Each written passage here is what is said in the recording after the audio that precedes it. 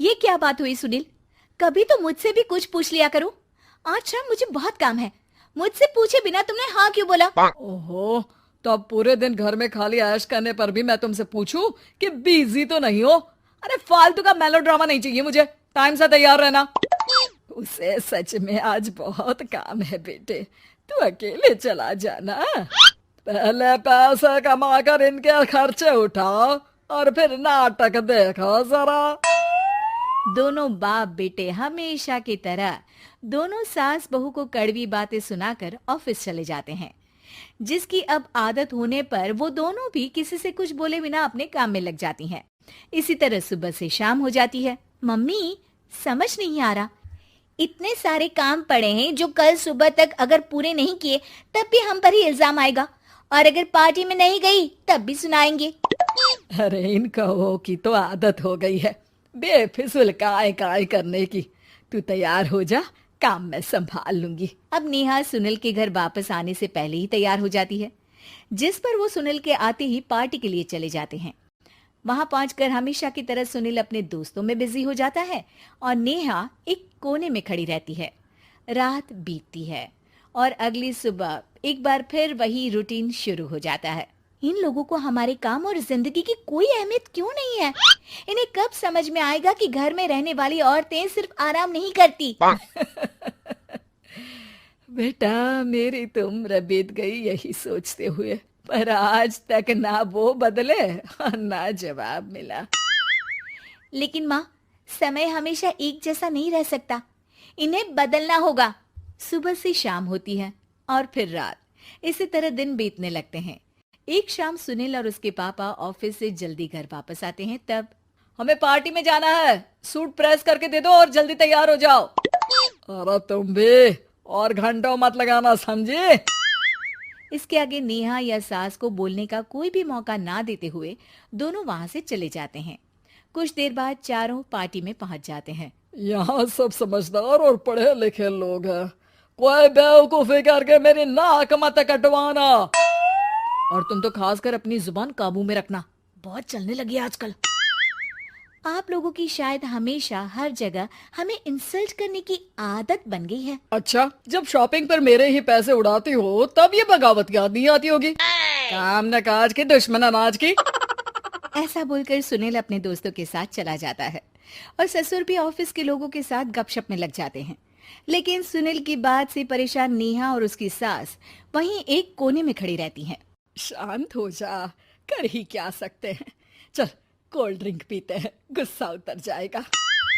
जैसे ही नेहा और सास कोल्ड ड्रिंक लेने पहुंचती हैं, तो उन्हीं के बराबर में अल्कोहल का काउंटर देखकर नेहा का चेहरा चमक उठता है।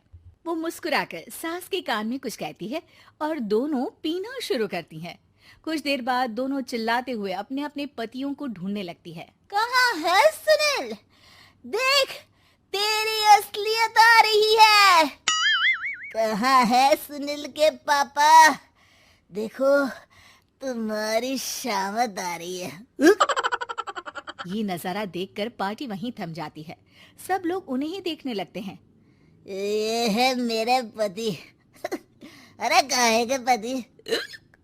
इनसे शादी करके तो मेरी किस्मत है फूटी। और ये मेरे पति, जिन्हें पति बोलने में मुझे आती है शर्म बड़ी। चलो आज आप लोगों को इनके असली रूप से मिलाते हैं, जिसमें ये अपनी पत्नियों की रत्ती भर भी इज्जत नहीं करते। हर समय उन्हें खरी खोटी सुनाते रहते हैं। हर जगह बिना मौका और माहौल देख उनकी उनकी सेल्फ रिस्पेक्ट की धज्जियां उड़ाते रहते हैं। क्या बोलते हो कि घर में रहकर हम करते ही क्या है? अगर ऐसी बात है तो कल से खुद अपने कपड़े धोना, प्रेस करना, सब्जी खरीदना, खाना बनाना और पसंद ना आने पर दोबारा बनाना, जैसे हम करते हैं ना।